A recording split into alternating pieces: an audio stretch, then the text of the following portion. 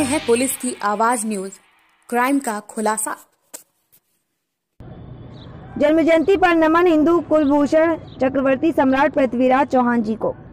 बेमेतरा के नयापारा के Nataraj tent house के पास पृथ्वीराज चौहान की जयंती पर सोशल डिस्टेंस का पालन करते हुए उन्हें याद किया गया। पृथ्वीराज चौहान की जयंती पर राजपूत क्षत्रिय युवा महासभा छत्तीसगढ़ 38,271 के लोगों ने पुष्पमाला अर्पित कर पुष्प पूज अर्चना कर याद किया गया।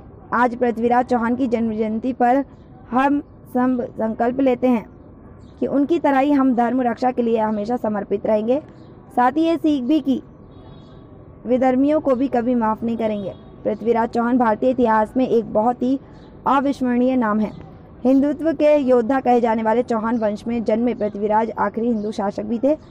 महज 11 वर्ष की उम्र में उन्होंने अपने पिता की मृत्यु के पश्चात दिल्ली और अजमेर का शासन संभाला और उसे कई सीमाओं तक फैलाया भी था, परंतु अंत में वे विश्वासघात के शिकार हुए और अपनी रियासत हार बैठे।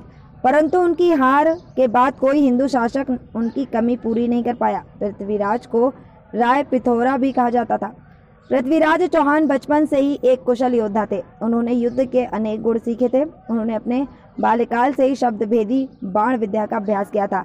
धरती के महान शासक पृथ्वीराज चौहान का जन्म 1149 में हुआ। पृथ्वीराज अजमेर के महाराज सोमेश्वर और कपूरी देवी की संतान थे। पृथ्वीराज का जन्म उनके माता पिता के विवाह के 12 वर्षों के पश्चात हुआ। यह राज्य में खलबली का कारण बन गया और राज्य में उनकी मृत्यु को लेकर जन्म समय से ही षड्यंत्र रचे जाने लगे, परंतु वे बचते चले गए। परंतु मात्र 11 वर्ष की आयु में पृथ्वीराज के सिर से पिता का साया उठ गया था।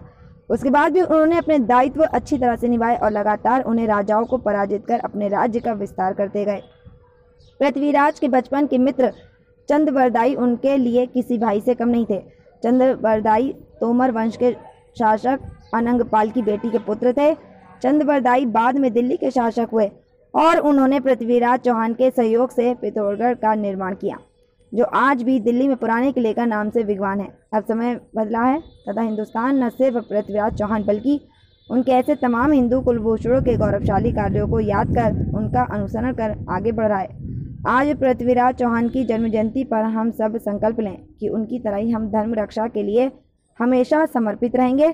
साथ ही ये सीख लें कि विधर्मियों को भी कभी माफ नहीं करेंगे। आपका नाम? जी, मेरा नाम टिकेंद्र सिंह चौहान।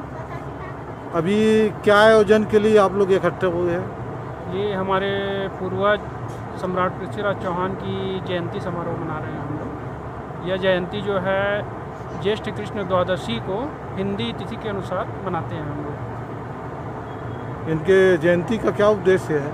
इनकी जयंती का उद्देश्य है कि हमारे समाज को संगठित करना, उनकी परंपराओं संस्कृति का निर्वहन करना, ये हमारा उद्देश्य है। नाम बताएं। मेरा नाम हर्षा चौहान है। अभी यहाँ पे किस लिए सब इकट्ठा हुए हैं? यहाँ पे पृथ्वीराज चौहान जी की जयंती मनाई जा रही है और ये जितने भी राजपूत और चौहान समाज के हैं उसको संगठित करने के लिए सब किया जाता है। ये हमारे पूर्वजों से चलते आ रहा है और ये समाज को और भी जागरूक करने के लिए और लोगों को जागरूक करने के लिए और ये बताने के लिए भी हम ये मनाते हैं कि हम किस तरह से एक जैसे रह सकते हैं और इनकी जो पीढ़ियों से चली आ रही है उस चीज़ को हम आगे बढ़ा सकें और आगे भी ये हम कर सकते हैं।